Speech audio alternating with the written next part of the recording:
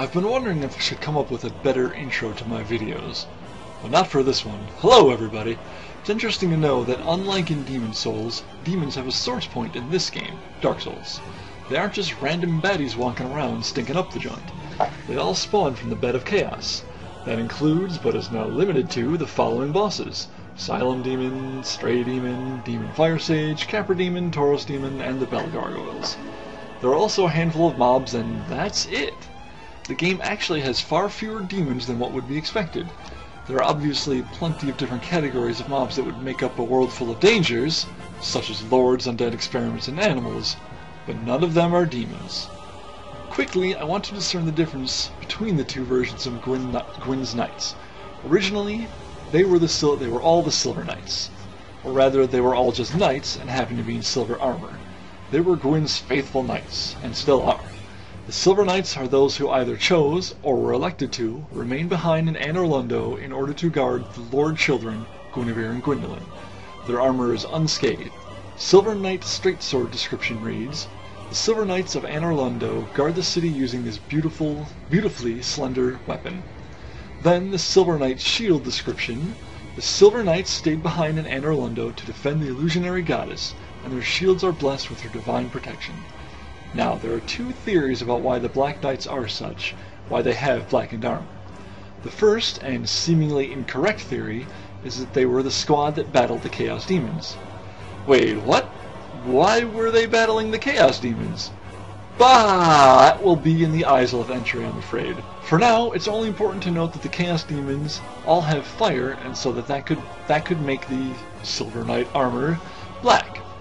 We know the group referred to as the Black Knights battled those particular demons because of their weapon descriptions.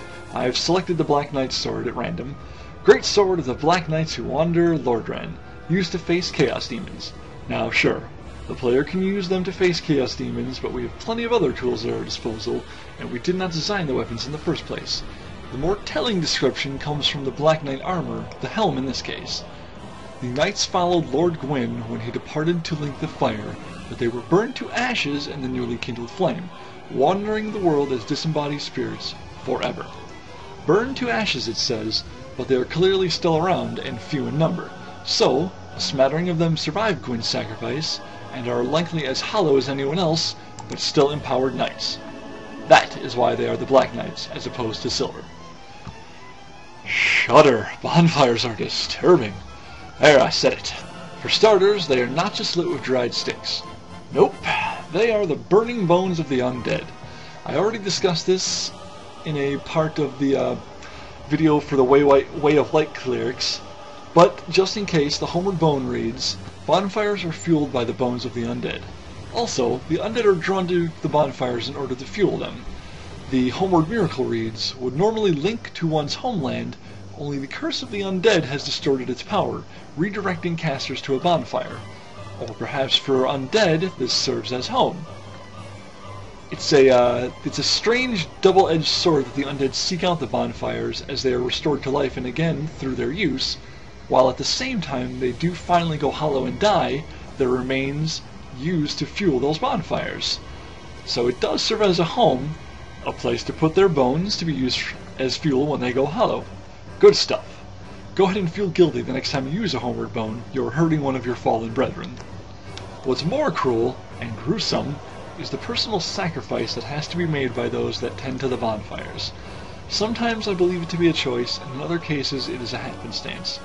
A lot of what I'm about to say is regurgitated from Epic Namebro's entry on the same subject, but I did have these thoughts originally, and it's fascinating and disturbing, so that I want to talk about it anyway. First off, all the Firekeepers are female, at least the three that we know. They are the Darkmoon Knightess, Quillan, and Anastasia. They are obviously women, and even the Firekeeper soul randomly found somewhere states that it is a corporal manifestation of her bonfire, and that her soul is gnawed by infinite humanity. What's disturbing about all this is that just being female is not enough. One apparently has to be physically burdened and tortured to exist as a Firekeeper. Why anyone would then choose this path I can't say, outside of their faith in one form or another. Anastasia of Firelink is mute. The crestfallen warrior, also at Firelink, suggests that her tongue was probably cut out. This would seem true enough, for even when you revive her, she states that she does not wish to speak because her tongue is impure. Bizarre and creepy. What's even more disturbing about this firekeeper is the person who did the job before Anastasia. Her pants, the blood-stained skirt, state, it is thought to have once been the white skirt of a maiden. Now we know, I'm going to stop there for a moment, we know the white skirt of a maiden probably belongs to someone like Rhea, a Way of the White cleric, or someone sent to tend the bonfire specifically. Continuing the explanation, but its true origin is lost in patches of blood. Perhaps its former wearer was maimed to prevent escape. I can almost hear James Caan screaming.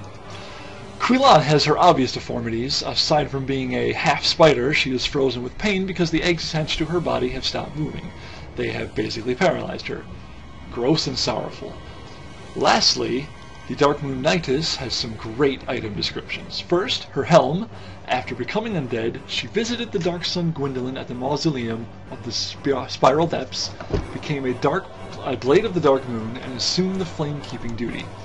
She received this helm, which hides her hideous form and helps her hunt the guilty. Then her Firekeeper soul. A Firekeeper's soul is a draw for humanity, and held within their bosoms, below just a thin layer of skin, are swarms of humanity that writhe and squirm.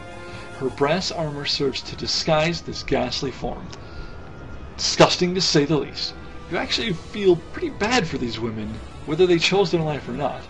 I almost want to see what the Knightess looks like unarmored, but I would probably be then compelled to kill her.